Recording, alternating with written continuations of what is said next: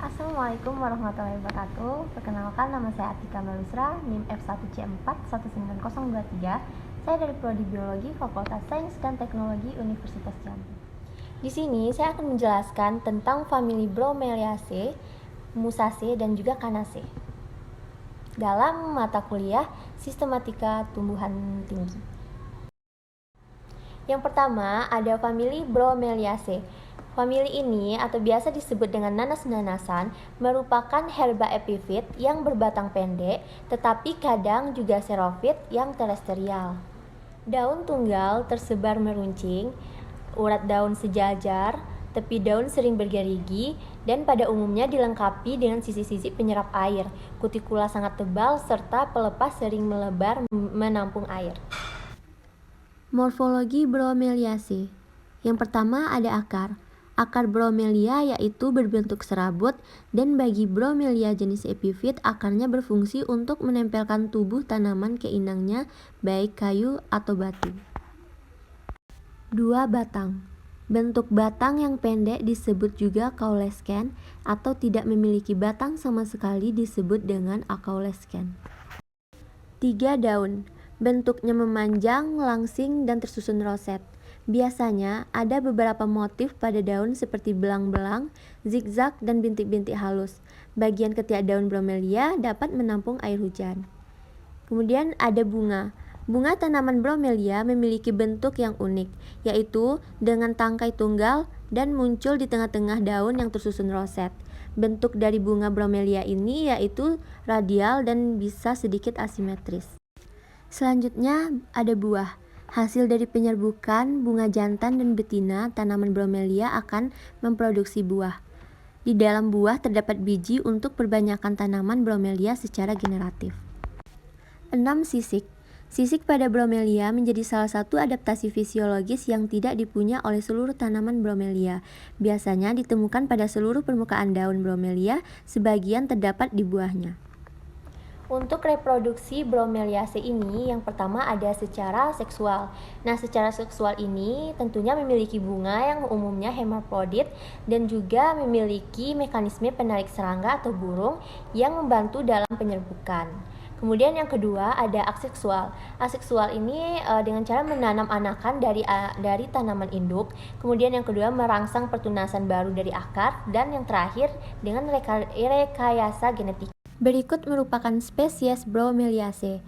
Yang pertama ada Aismea bractata, Bromelia balance, Bilbergia nutans, Catopsis beteroniana, Ananas comosus, dan Dichia brevifolia.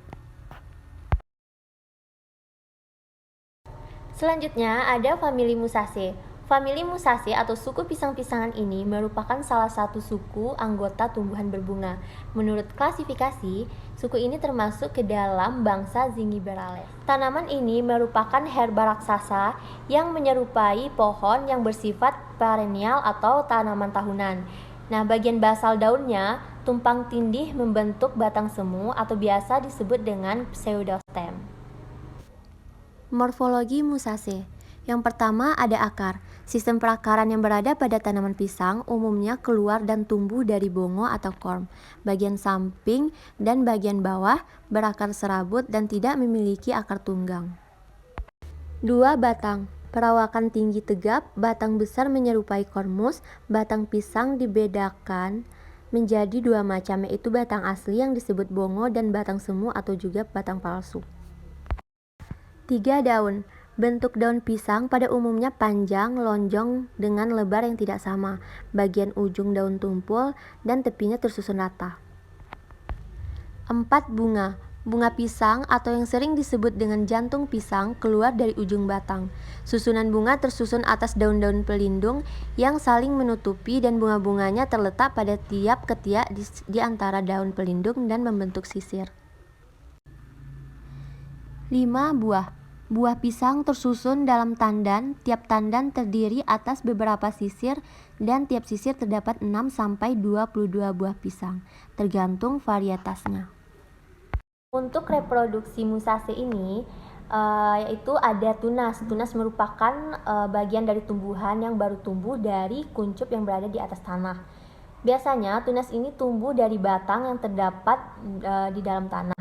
Tunas muda ini kemudian tumbuh menjadi tumbuhan baru dan tumbuh di sekitaran induknya. Setelah tunas ini tumbuh, maka tunas ini tidak akan bergantung lagi pada induknya. Sehingga walaupun induknya ditebang, tunas ini akan terus berkembang. Berikut merupakan spesies Musaceae. Yang pertama ada NCT ventricosum dan yang kedua ada Musa acuminata.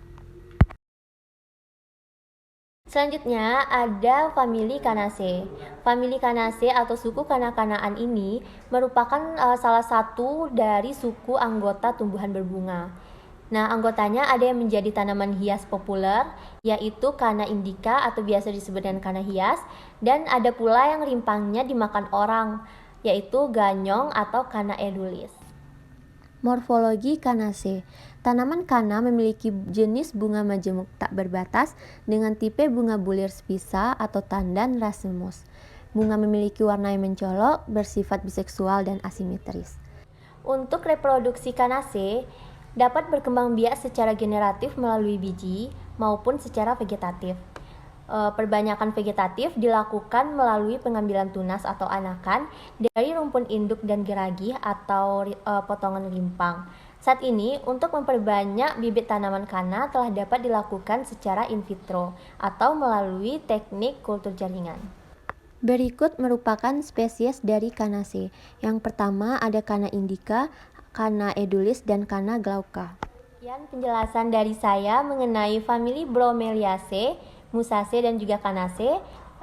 Wassalamualaikum warahmatullahi wabarakatuh.